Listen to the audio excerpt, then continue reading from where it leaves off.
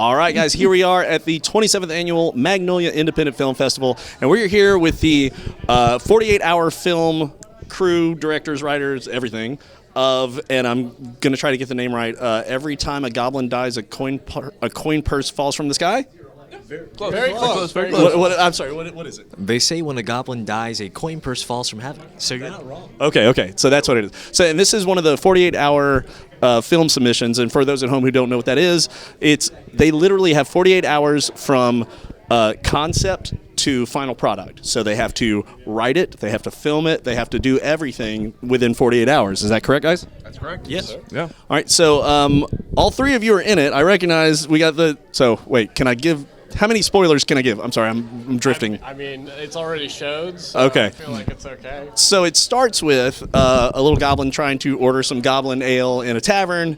The innkeeper not really feeling it, and goblin kind of has a little fit. And at some point you're like, where are we going with this? And then all of a sudden it cuts from animation to reality, and we see what we find out is the dungeon master in a basically a D&D campaign going, what are you doing? Which is a scenario that I actually understand quite well.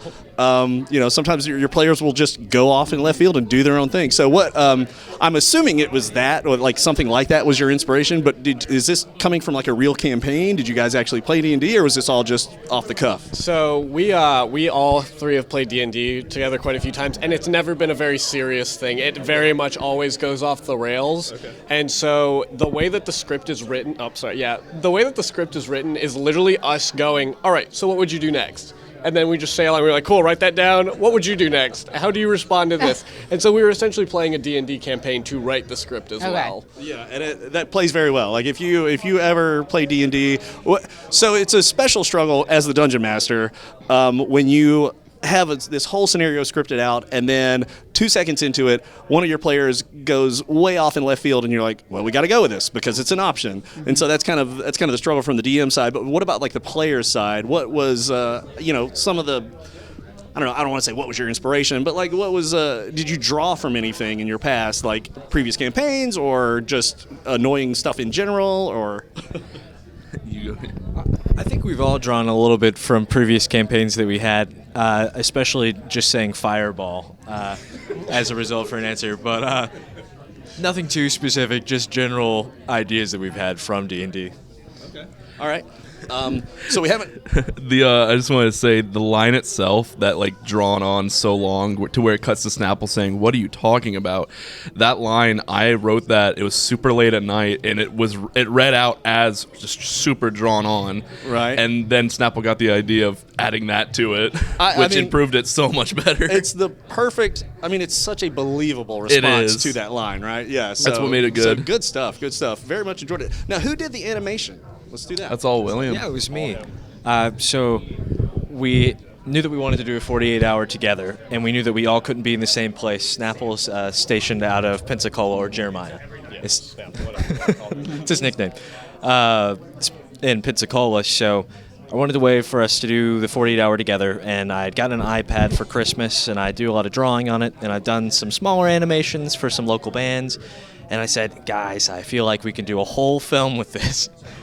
In 48 hours. I was drawing for 36 of the 48 hours. Oh, wow. We didn't get a lot of sleep, but we had a great time. It was a blast the whole time. They all were awake with me. This is my roommate. And I was only the voice actor, so I got a lot of sleep.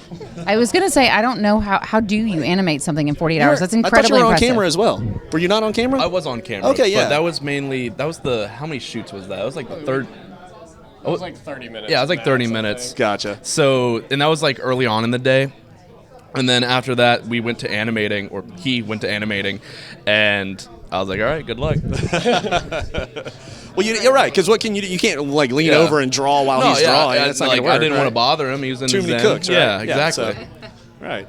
All right, excellent. Well, guys, thank you so much for coming. We really appreciate Thank it. you. Is there anything else you would like to tell the folks at home about your movie or about your experience at the MAG or anything like that? We've really enjoyed our experience at the MAG. This is my first time at the Magnolia Film Festival, and as well as mine. It's been such a blast. I can't wait to come back again, and I don't know if I would ever do another 48-hour and draw the whole time, but I would definitely participate again in another Magnolia Film Festival. That's awesome. I agree. All the way. Awesome. Guys, So thank nice you so much to for meet coming. y'all. It's great to meet you guys. It was great to meet you too. Thank you. Nice to meet you. By the way, there's worse nicknames than Snapple.